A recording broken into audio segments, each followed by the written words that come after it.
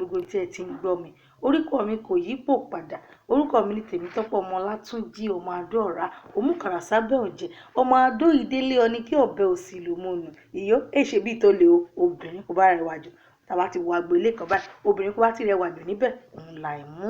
Ẹ káàbọ̀ yẹn èèyàn mi sí orí ètò àríkọ́gbọ́n. Orí ètò àríkọ́gbọ́n la wà yìí ẹ wá nǹkan fìdílé ẹ fìdílé nǹkan kẹ́ máa bá mi ká lọ. Ìtàn tí mo mú wá fún yín ìtàn yìí ó kéré púpọ̀ ṣùgbọ́n mo ní ìgbàgbọ́ wípé ẹ máa fún yín tí ìkan ń jẹ́ Títí tí ìkan ń jẹ́ Láyọ̀. Tí ẹ wá rí Láyọ̀ àti Títí yìí wọ́n ní close wọn kò rí àárín wọn. Aṣọ tẹ bá bá lọ́rùn Láyọ̀ lẹ máa bá lọ́rùn Títí. Bàtà tẹ bá bá lẹ́sẹ̀ Láyọ̀ lẹ máa bá ní ẹsẹ̀ Títí.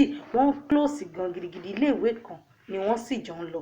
Ní ọjọ́ kan ìyanu ńlá kan ṣẹlẹ̀ tó sọ Títí di olówó bí Láyọ̀ ṣe wá bẹ̀ sí ní ṣe ìrara nìyẹn. Láyọ̀ bínú ó sọ fún ọ̀rẹ́ rẹ̀ kan sì mú lọ lé babaláwo láti lọ sàsí Títí. Nígbà tí wọ́n délé babaláwo wọ́n pe orí Títí ìṣẹ̀dá Títí ò gba àbọ̀dé ibi padà sí ọ̀dọ̀ babaláwo àti orí Láyọ̀. Nígbà tí Láyọ̀ yìí kò tètè kú ó wà lórí ìdùbúlẹ̀ àìsàn ó ní kán bá àwọn ránṣẹ́ pé ọ̀rẹ́ òun Títí. Nígbà tí Títí dé Láyọ̀ sọ fún Títí pé kó dáríjì òun pé ìyanu tó ṣẹlẹ̀ ní ayé rẹ̀ tó sọ di olówó lòun fẹ́ lọ lé babaláwo láti lọ sàsí Títí. Òun wá rí pé orí rẹ̀ ò gba àbọ̀dé òun ló sọ ń di aláàárẹ̀ bíi eléyìí o. Títí sì sọrí sódò ó sọ pé kò yẹ kó o ṣe ó mọ̀ pé mo nífẹ̀ẹ́ rẹ̀ púpọ̀.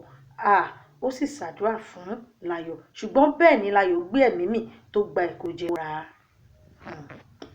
Gẹ́gẹ́ bí mo ṣe sọ ní ẹ̀kan wípé ẹ máa rí wọ́n.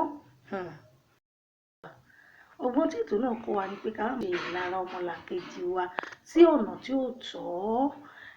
Tí Bíbélì sọ wípé ibi tí aláyọ̀ bá ti ń yọ̀ kí a bá wọn yọ̀ kí ire tiwa ayọ̀ tiwa kó lè tẹ̀ wá lọ́wọ́. Báyìí la ó máa mú ètò yìí dánu dúró sí.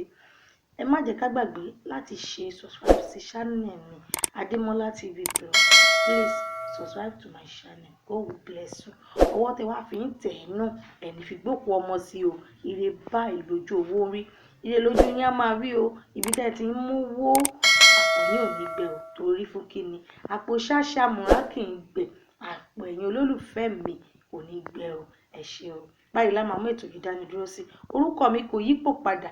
Èmi ni Tèmítọ́pẹ́ Ọmọlátúnjí ọmọ Adó-ọ̀rá òmùkàrà sábẹ́ ọ̀jẹ̀ ọmọ Adó ìdélé ọni kí ọ̀bẹ òsì lò mọ́nu. Èmi lọmọ alágẹ̀rẹ̀ ya kó daṣọ àṣírí ibo ni. Ọmọ òkè rabata kì í bá òkè rabata ẹgbẹ́ rẹ̀ lẹ́rù kó bá tún dọjọ́ mìíràn ọjọ́ ire ìjà tún pàdé o.